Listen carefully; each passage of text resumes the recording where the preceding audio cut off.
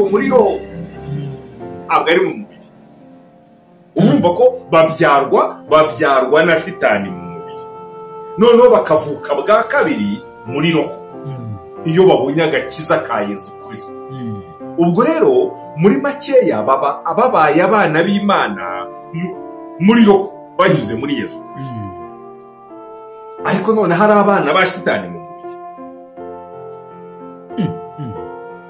Shitani arazarashe kuva Adamu na Eva batangiye, abana bose ni abashitani. None se kuko uri umwikiriza, wemera Yesu Kristo ko ari umwana w'Imana, kandi wemera n'agakiza, ariko hejuru y'aho ngaho wemeye ko ari umwana w'ikinege, umwana w'Imana w'ikinege. Ikinege bivuga iki? Nyamunegere, umwana umwe rukumbi. Yezu ni umwana umwe rukumbi w'Imana. None se abandi ni abandege? Niba Yezu ari umwana umwe rukumbi w'Imana, niwe ubyawe n'Imana, bona turaba muri ruhango w'abahanje. Nyine ibyo ni Imana yaremye rimwe gusa. Yaremye Adamu na Eva. Abandi bantu bose baravuka.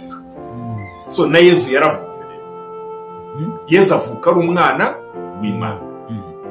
Kandi noneho ngo ari umwe, nyamunegeri, ikinege, the only begotten son. None se abandi bana bavuka uko n'abandi abashitani bakwiye kubyumva. Wowe ukurikiye ikiganiro, abana bose bavuka ni abana ba shitani, ni abana b'ikibi. Niyo mpamvu none se icyaha cy'inkomoko bivuga iki? Cyangwa se ikibi cy'ubuzarwa?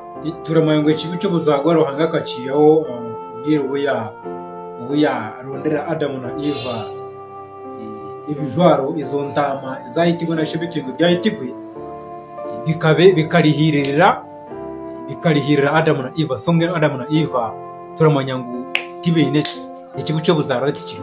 Iyo ni inyigisho ipfuye. Ni inyigisho ipfuye, ni ukwemera gupfuye, kwemera kudashobora kuvamo ikintu. Kuko buri mwana wese uvuka avuka afite ikibi. Ndavuga umwana uvuka ubyarwa,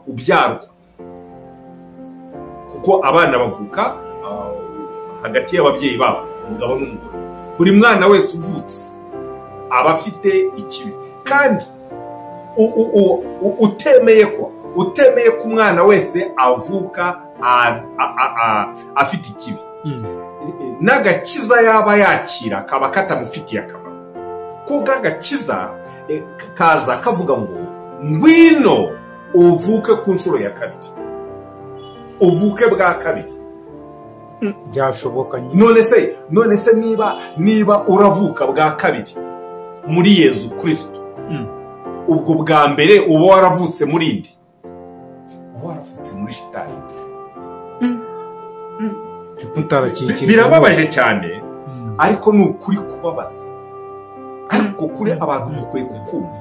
Akaba ari nayo mpamvu nizo ntambara n'uyu munsi ziriho. None se intambara ya mbere yabaye mu rugo rwa Adamu yakoze iki? Ntiyamenye amaraso. None se umwana mukuru ntiyishe Abeli? None se kuva icyo gihe mu miryango ntibicana? None se ku gasozi ntibicana? Buri munsi. None se uratekereza ngo intambara ziba mu gihugu abavandimwe bagasubiranamo? Nko mu Rwanda hariho ikibazo cy'abahutu n'abatutsi. Ntabwo bashoboye kumvikana, baricanye, habaye jenoside, habaye ikintu bita jenoside mu gihugu cy'u Rwanda. Ubwoko bw'abatutsi, abatutsi baricwa, kandi bicwa n'abavandimwe babo b'abahutu. Bava indimwe ni abavandimwe kuko umubyeyi aba ari igihugu. none se ubwo urumva iriya ngeso yo kwa Gahini ntabwo ariyo yakomeje. ariko noneho ikibazo nko mu Rwanda 80% bavutse bwa kabiri. none se niba baravutse bwa kabiri bakavukira muri Kristo bwa kabiri, icyo kibi n'uyu munsi kibirukansa kugira ngo bashobore kwicana kivuye twe turamangu n'imico y'umuntu nkaburijo. nyine iyo mico y'umuntu niyo maraso y'ikibi, niyo maraso ya shitani. Yezu rero, Yezu we yashoboye gucungura abantu muri roho gusa, ariko amaraso akomeza kuba ya shitani, amaraso y'ikibi. Kristo rero ugomba kugaruka kwa Kristo ni ukugira ngo ashobore guhindura lineage, ashobore guhindura ubukomoka, abantu bere gukomeza gukomoka ku shitani.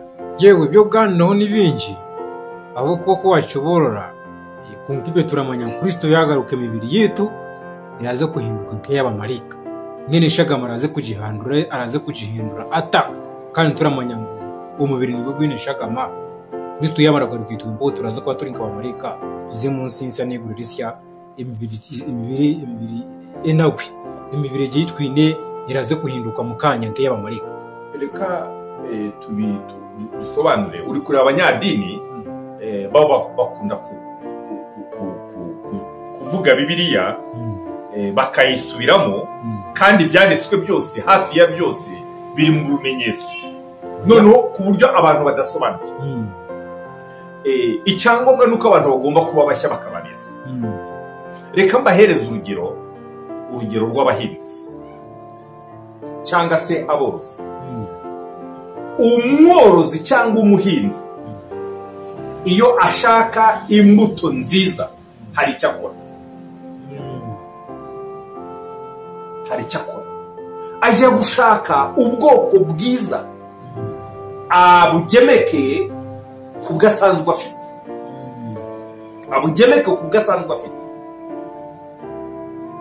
nicyo bita kubangurira igihingwa cyangwa se kubangurira igitungwa.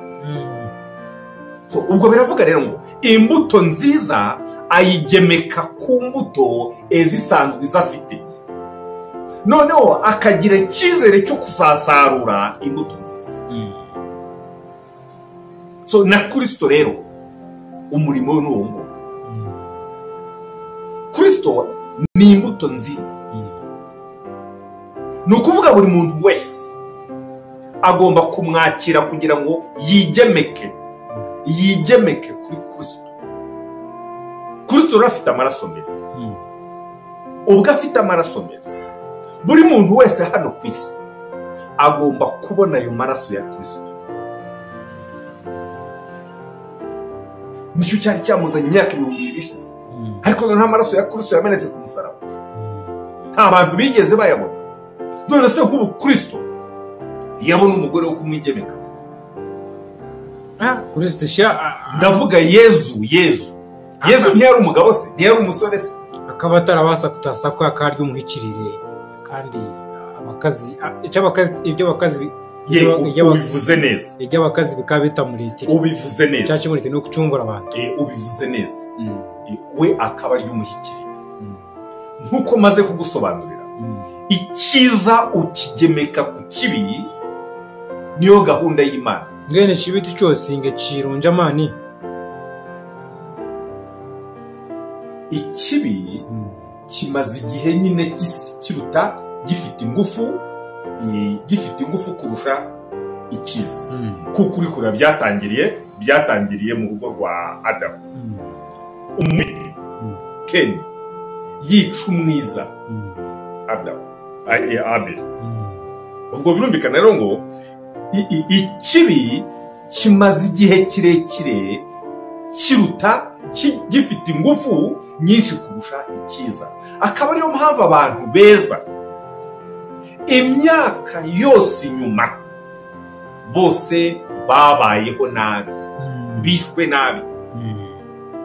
Ariko noneho niyo mpamvu rero Imana itegura Kristo kugira ngo we kuko ni mwiza 100%, amaraso ye n'ay'Imana, none abantu bashobora kubona nabo amaraso y'Imana banyuze muri Kristo.